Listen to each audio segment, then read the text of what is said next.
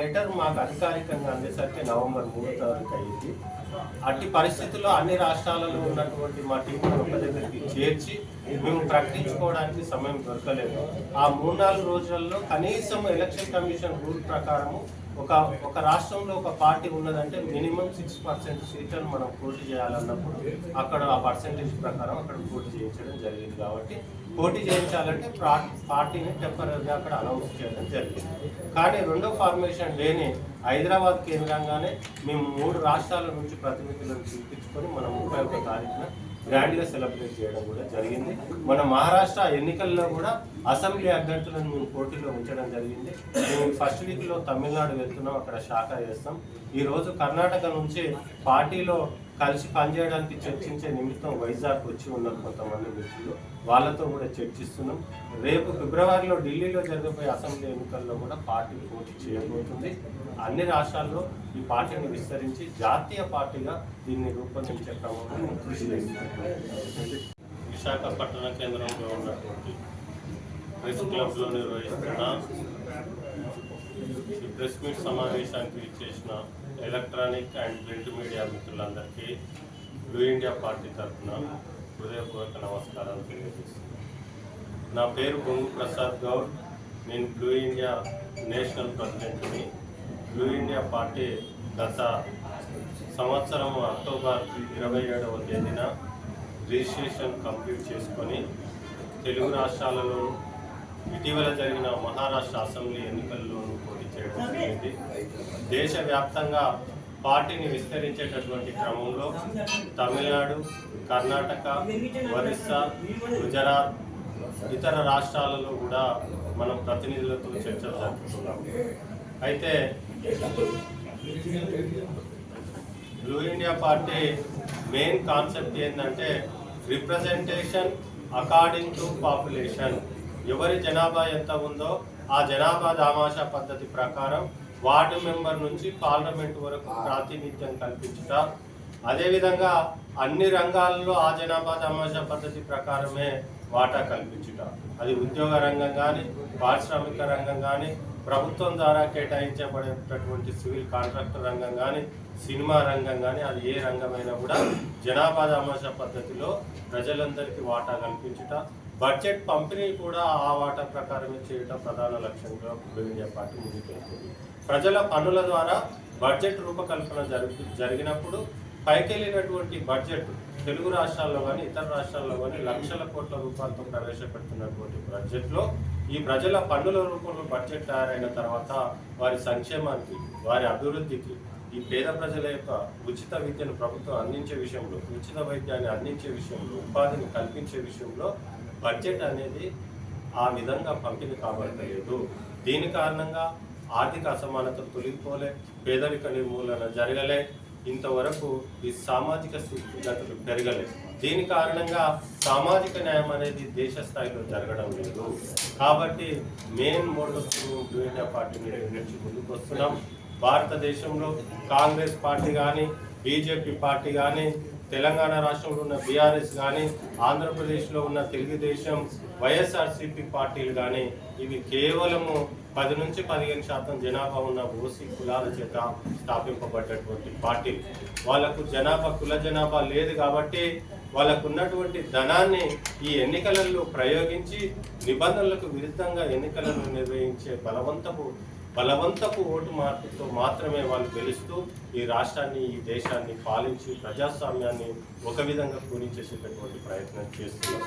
కాబట్టి తెలంగాణ రాష్ట్రంలో 93% BC, SC, ST మైనార్టీలు ఉన్నారు. కానీ ఇప్పటి వరకు ఇక్కడ 85% పైగా బీసీ, ఎస్సీ, ఎస్టీ మైనార్టీలు ఉన్నారు. ఈ తెలుగు రాష్ట్రాల్లో కలిసి ఉన్న ఉమ్మడి రాష్ట్రంగా ఉన్నప్పుడు కానీ, విడిపోయిన తర్వాత కానీ తెలుగు రాష్ట్రాల్లో ఇంతవరకు ఒక బీసీ ముఖ్యమంత్రి అయినటువంటి దాఖలాలు లేవు. తెలుగుదేశం పార్టీ బీసీల వెన్నుముకనే, బీసీల కోసమే పనిచేస్తుందని బీసీల పార్టీ అని చెప్పినప్పటికీ ఎన్టీ రామారావు గారు బతుకున్నంత కాలం ఎన్టీ రామారావు గారు అధికారం కోసం ముఖ్యమంత్రి అయ్యాడు. At the same time party president అయ్యాడు. చంద్రబాబు నాయుడు బతుకున్నంత కాలం చంద్రబాబు ముఖ్యమంత్రి అవుతాడు, పార్టీ అధికారంలోకి వస్తే at the same time party president కూడా ఆయనే ఉంటాడు. పార్టీ వాళ్ళ చేతుల్లో ఉంటుంది, అధికారం వాళ్ళ చేతుల్లో ఉంటుంది.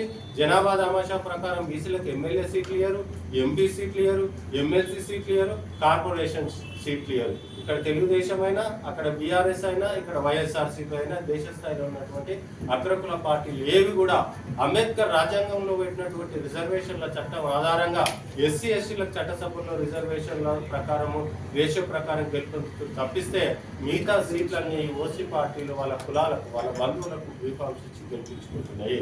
ఇది రాజకీయంగా మిగతా వర్గాలకు అన్యాయం జరుగుతుంది. ఇది చరిత్ర తరతరాలుగా జరుగుతున్నటువంటి అన్యాయము. తమ బీసీ ఎస్సీ ఎస్టీ మైనార్టీలని రాజకీయ పార్టీలు ఓట్లేసి యంత్రాలుగా జెండాలు మూసి కూలీలుగా చూస్తున్నాయి. ఒక రకంగా బానిసత్వంలోనే వాళ్ళ జీవన విధానం కొనసాగుతున్నది. దీనికి స్వస్తి పలకాలి అన్నప్పుడు బీసీల చేత, ఎస్సీల చేత, ఎస్టీల చేత, మైనార్టీల చేత, అన్ని సామాజిక వర్గాల చేత వారి పాలనను వారి చేతికి అందించడం కోసమే మనము బ్లూ ఇండియా పార్టీని స్థాపించడం జరిగింది.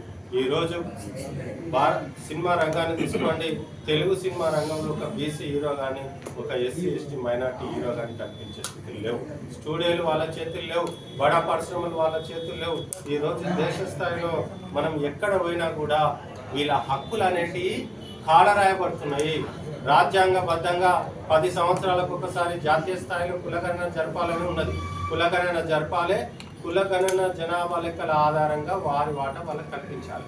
బ్రిటిష్ ఇండియా గవర్నమెంట్లోనైనా 1871 నుంచి 1931 వరకు ప్రతి 10 సంవత్సరాలకు ఒకసారి కులగణన జరిపారు. వాళ్ళు కులాల దయనీయ స్థితిని బయటికి తీశారు, పాలనలో భాగస్వామ్యం కల్పించారు, వారికి అవసరమైన సంస్కరణలు చేపట్టారు. కానీ స్వతంత్రం సాధించుకున్న తర్వాత స్వతంత్ర భారతదేశంలో నేటి వరకు 10 సంవత్సరాలకు ఒకసారి జనగణన జరుగుతుంది, కానీ కులగణన జరగలేదు. కులగణన జరిగినప్పుడే ఆ కులాల వాటాను రాజ్యాంగబద్ధంగా న్యాయస్థానాల్లో కొట్లాడేటటువంటి హక్కు ఉంటుంది. ఇలా స్థానిక సంస్థల్లో రిజర్వేషన్లు 34% ఇస్తాను చంద్రబాబు నాయుడు అంటున్నారు. 34% ఏ ప్రాతిపదికన ఇస్తామని మేము బ్లూ ఇండియా పార్టీ నుంచి అడుగుతున్నాం. జనాభా తమాషా ప్రకారము 50% పైగా ఉన్నటువంటి బీసీలకు 50% పైగా రిజర్వేషన్ దక్కాలి, 34% మాత్రం ఇస్తానని మీ ఉద్దేశం ఇది. ఎస్సీ ఎస్టీలకు రిజర్వేషన్ జనాభా ప్రకారం ఉన్నాయి. బీసీలకు జనాభా తమాషా ప్రకారం రిజర్వేషన్లు కావాలన్నప్పుడు సుప్రీంకోర్టులో 50% రిజర్వేషన్ల సీలింగ్ ఉంది. కాబట్టి ఎస్సీ ఎస్టీలకు పోగా మిగిలిన 27% మాత్రమే బీసీలకు కేటాయిస్తూ వచ్చారు.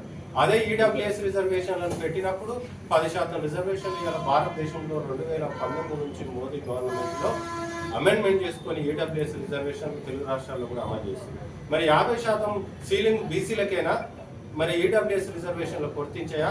ఈడబ్ల్యూఎస్ రిజర్వేషన్ 10% ఇచ్చినప్పుడు 50% పరిమితిని దాటినట్టా కాదా?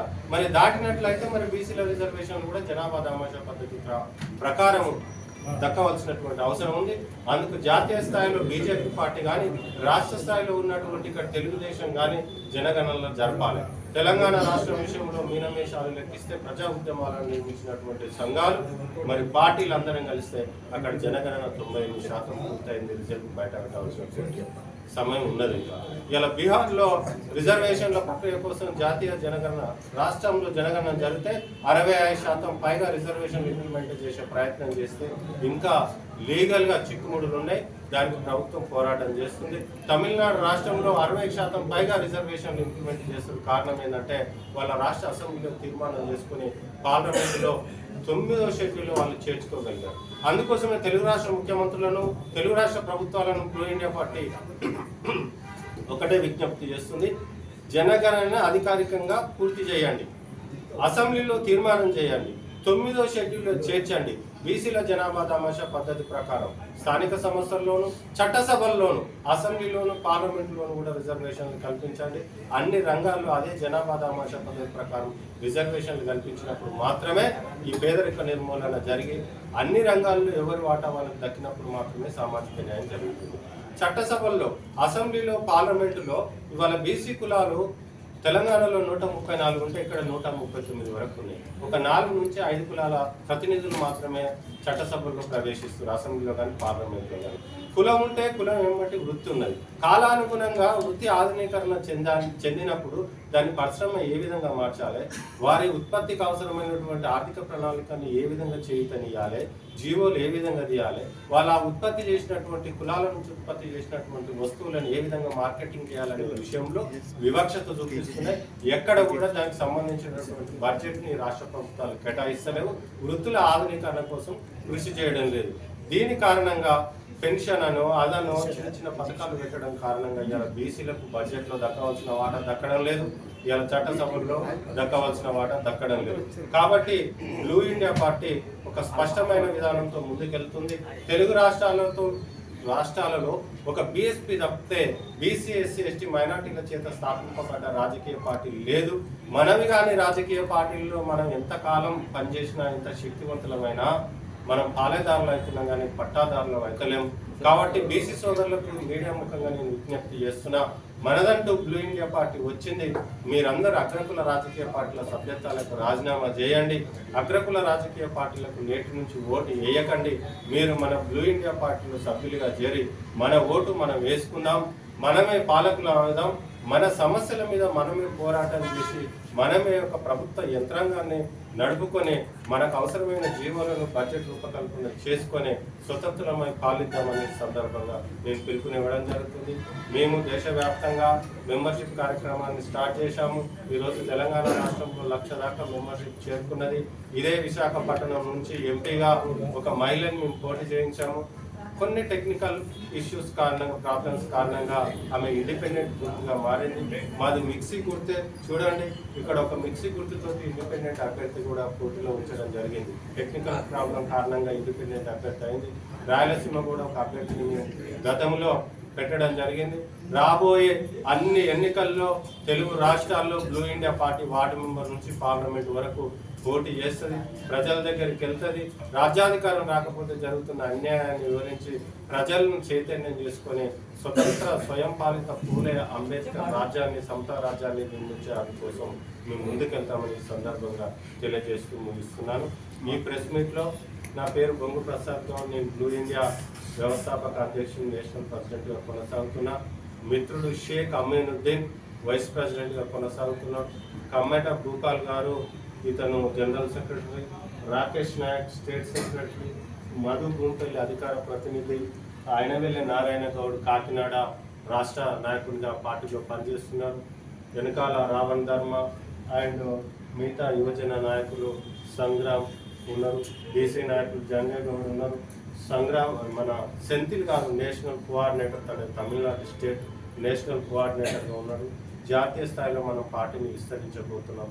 అందుకు మీ అందరి సహాయ సహకారం, మీడియా సహాయ సహకారం కూడా కావాలని విజ్ఞప్తి చేస్తూ ఈ సమావేశాన్ని ముగిస్తున్నాను. జై తెలంగాణ.